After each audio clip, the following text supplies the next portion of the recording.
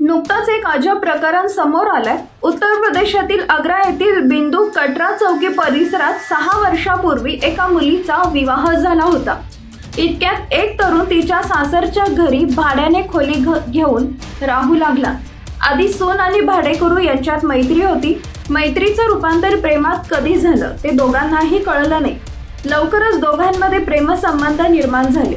आता सुनेचे तिच्या सासरच्या घरात राहणाऱ्या भाडेकरू प्रियकराशी अनैतिक संबंध सुरू झाले होते।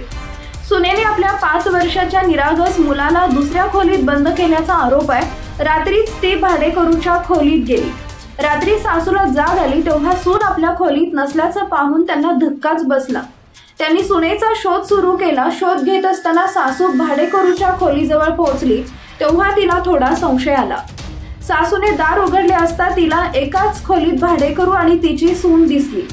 हे दृश्य पाहून सासूच्या पायाखालची जमीनच सरकली।